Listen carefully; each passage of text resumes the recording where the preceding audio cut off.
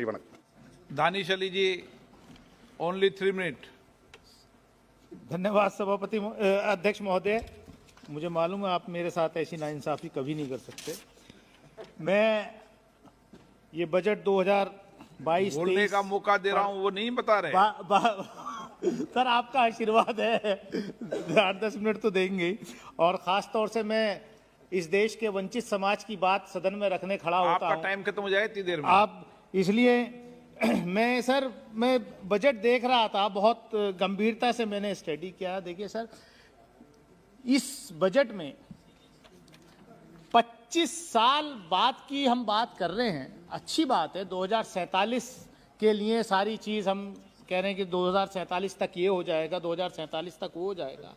लेकिन मुझे लगता है कि ऐसे ही ना होगा जैसे 2022 में के लिए आज से 5 साल पहले वादा किया था कि किसानों की आय 2022 तक दोगुनी हो जाएगी।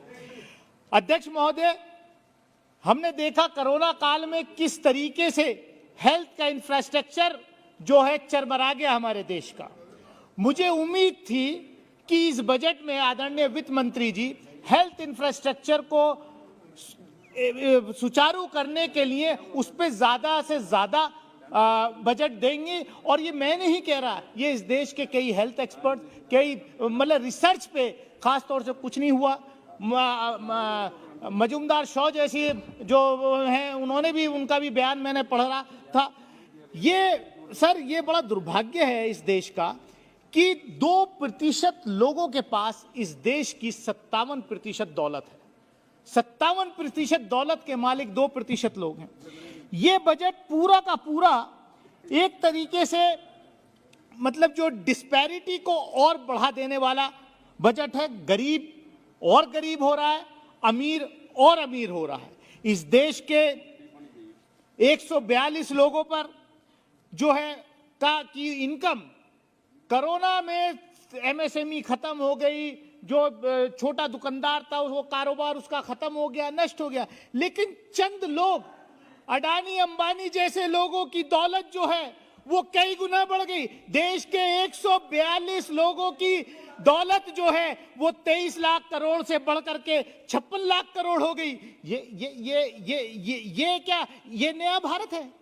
क्या ऐसा नया भारत हम चाहते हैं? देखिए, नए भारत में ऐसा नया भारत नहीं होता। वन नेशन वन थॉट पे नया भारत नहीं बन सकता। वन नेशन वन फेथ पर नया भारत नहीं बन सकता। One nation one language, one nation one leader, one nation one culture, one nation one dress, यही नया भारत है क्या?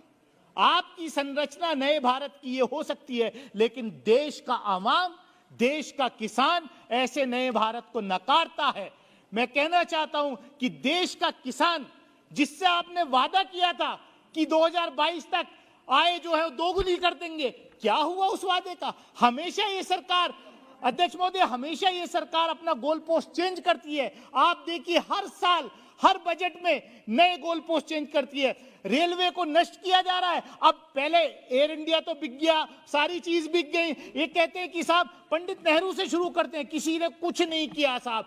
मैं देख रहा था कि कितने प्रधानमंत्रियों के काल में कितने पीएसयूज बने, मैं गिनती करके बता सकता हूं। लेकिन इस सरकार में एक नया पीएसयू नहीं बना। पीएसयूज को बेचने का काम किया गया, लगातार आप बेच रहे हैं। जो SC/ST का रिजर्वेशन है उसको आप खत्म करना चाहते हैं। बाबा साहब डॉक्टर भीमराव अंबेडकर ने जो हमें संविधान में जो रिजर्वेशन के दिया उसको खत्म करना चाहते हैं। एक बात कहकर अध्यक्ष महोदय मैं खत्म करूंगा। माइनॉरिटीज के लिए एलोकेशन की बात करी, बेटी बचाओ बेटी पढ़ाओ की बात करते हैं। मैंने खुद अभी पिछले वर्ष माइनॉरिटी अफेयर्स मिनिस्टर ने जवाब में कहा कि जो ग्रांट पिछले 5 साल में माइनॉरिटीज वेलफेयर की ग्रांट्स में 50% कमी आई, और खासतौर से उत्तर प्रदेश में अध्यक्ष महोदय उसका यूटिलाइजेशन जो है, एक बार को चलिए माननीय वित्त मंत्री जी आप ग्रांट्स एलोकेट भी कर दें, लेकिन उसके यूटिलाइजेशन पे भी स्टेट को आप मॉनिटर करिए, उसका यूटिलाइजेशन प्रॉपर नहीं हो रहा। उत्तर प्रदेश के अंदर पिछले वर्ष केवल 9.7% माइनॉरिटीज ग्रांट्स का यूटिलाइजेशन हुआ, और वो भी सिर्फ वो, ये रिकॉर्ड है, ये मिनिस्टर का जवाब है, ये मिनिस्टर का जवाब है, ये मिनिस्टर का जवाब। ये माइनॉरिटी अफेयर्स मिनिस्टर का जवाब है क्वेश्चन आवर में।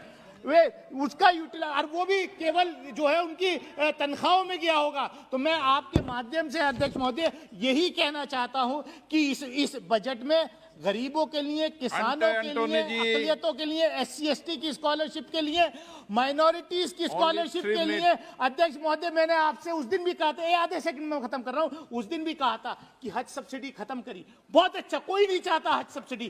कोई भी रिलीजियस पिलग्रिमेज सरकारी पैसे पर नहीं होना चाहिए, लेकिन आपने वादा किया था कि ये सब्सिडी खत्म करके हम जो है मुस्लिम लड़कियों को स्कॉलरशिप देंगे। स्कॉलरशिप तो देंगे। Thank you very much for giving me the opportunity to participate in the 2022-23 budget discussion. आप बोलते रहो। I have had the opportunity महिला विरोधी है to witness all 7 budgets presented by this government in this house. ये चाहती ही नहीं कि आप अगर ऐसे करोगे तो आपका समय नहीं मिलेगा सदन में। चलिए, आपने मुझे बात रखने का मौका कर दिया, बहुत बहुत शुक्रिया। It is the same song and dance to different tunes which each